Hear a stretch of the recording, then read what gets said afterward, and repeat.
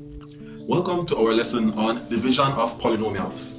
So today we're going to be learning about how you divide one polynomial by another. But before we get to that, let's review how you do basic division. So let's say we're to divide 3,857 by 25. We would set up our usual long division method that you learned way back when you were a child. So first you say 25 into 3. It can't go, so then you try 38. 25 into 38 goes one time. So you then say 1 times 25 is 25, and then you subtract. So 5 from 8 is 3, 2 from 3 is 1. Obviously 25 can't go into 13, so you bring down that 5. And now we try to divide 25 into 135. So 25 goes into 135 5 times. So after we have figured out, we say 5 times 25, which is 125, and then we subtract. 5 from 5 is 0, 2 from 3 is 1, 1 from 1 is 0. So obviously 25 can't go into 10, so then we bring down the 7. So we now say, how many times can 25 go into 107? It goes into it 4 times. So we say 4 times 25 is 100, and then we subtract. So 0 from 7 leaves us with 7, 0 from 0, 1 from 1, those are all zeros. So our answer is 154 with a remainder of 7. So when we take 3,857 and we divide it by 25, we get an answer of 154 with a remainder of 7.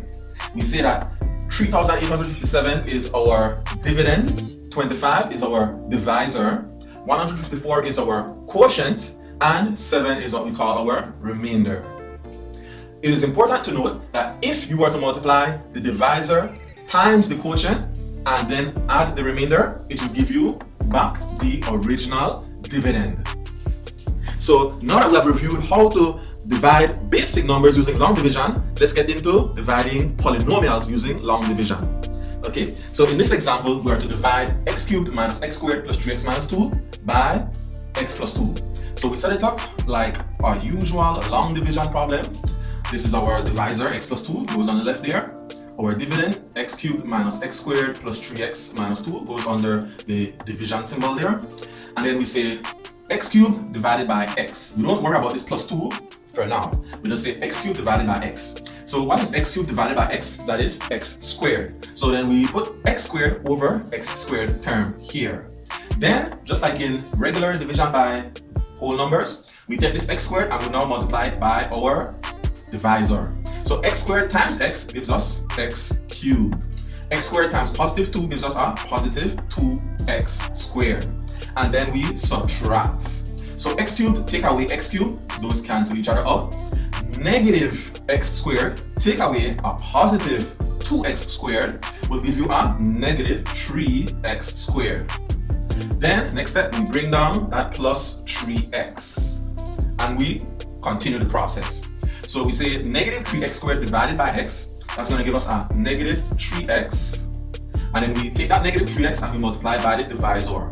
So negative 3x times x will give us a negative 3x squared. Negative 3x times positive 2 will give us a negative 6x, and then we subtract. So negative 3x squared take away negative 3x squared, those cancel out. If you are working this and these do not cancel out, you are doing something wrong.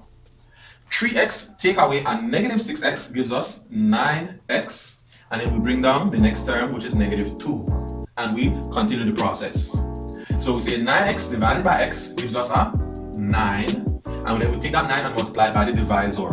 So 9 times x gives us 9x, 9 times 2 gives us 18, and then we subtract. So 9x take away 9x, those cancel each other out. Negative 2 take away a positive 18 gives us a negative 20. So our answer is x squared minus 3x plus 9 with a remainder of negative 20. Let's do another example that's a little bit more challenging. Okay, in this example, we are to divide x to the 4th minus 4x squared plus 3 by the quantity x minus 1. So here, when you look at it, you might notice there's something a little bit off about it, a little bit strange. There is no x cubed term and there is no x term. Those terms are missing. So whenever you have a missing term, what you need to do is you need to put in those terms. How do we put in those terms? We put in those terms by making them be 0x cubed and 0x. Remember that 0 is what we call a placeholder number, alright? If you had, let's say for example, the number 208, would you simply write a 2 followed by an 8? No, that would be 28. 208 is 208, where 0 is what we call the placeholder. It shows that there are 0 tens. So similarly, whenever there are supposedly missing terms, then you have to fill in those terms with 0 as the coefficient for those terms. After you do that, then everything else is the same as before.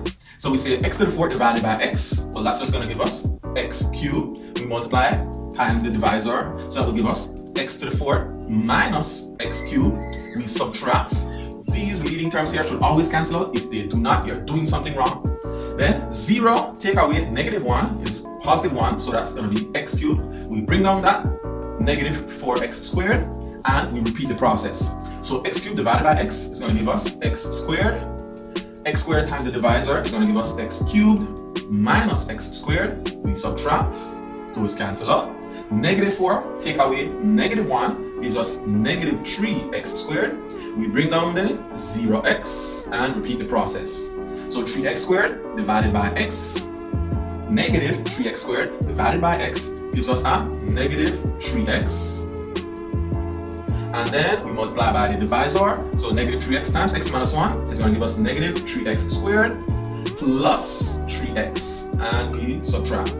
These cancel out. 0 take away 3 is -3, so that's -3x. And we bring down that plus 3.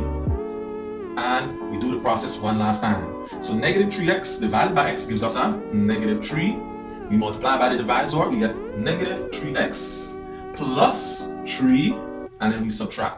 Those cancel out. And then here, 3 take away 3 also cancels out. We have a remainder of 0.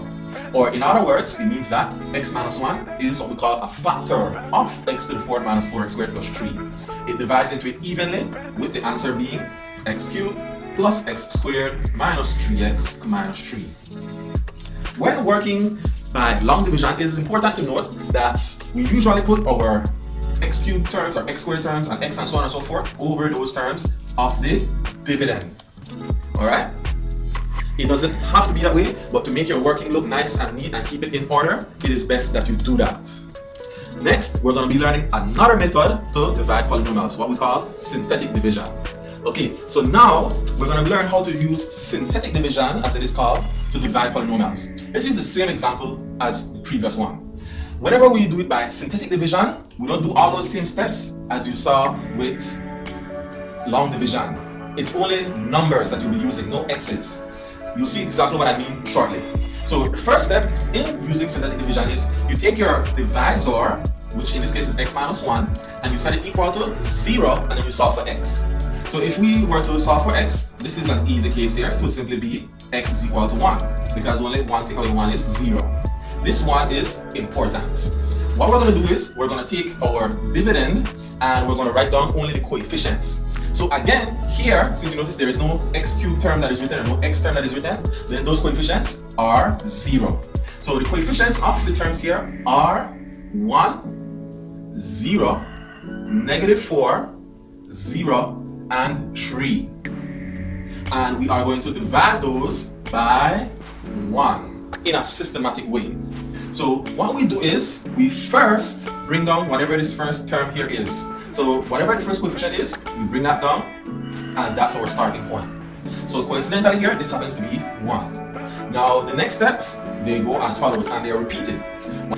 Whatever the number is at the bottom, you multiply that by your divisor number. So here we have 1 times 1. So 1 times 1 is 1. And then we now add these two. We add the coefficient of the dividend with the number that we got when we multiply. So 0 plus 1 is 1. Then we repeat that step. So here our divisor number is 1. We multiply 1 times 1. That gives us 1. And then we add. So -4 plus 1 gives us -3. Then we repeat the steps. So now 1 times -3 is -3. And then we add these. So 0 plus -3 is -3. And we do it one last time. 1 times -3 gives me -3. and then I add those. So 3 plus negative 3 gives me 0. So what do these numbers here mean? Well, these numbers here are the coefficients of your quotient and your remainder. So here, since we got 0 as the last number, which is representing our remainder, it means that our remainder is 0. When we did it by long division, we got no remainder indeed. So that matches up. Did we get these same numbers here as the coefficients? Well, this 1, 1, negative 3, and negative 3 represents what? Well, you know that if you take x to the 4th and divide it by x, you will end up with a power that is 1 less, or in other words, x cubed. So this means that your answer is x cubed plus x squared minus 3x minus 3. And if you check, that is exactly the same answer that we got when we did it using long division. And of course, as I said before, this remainder here is 0. So that's how you do long division by the synthetic division method. That's it for today. See you in class.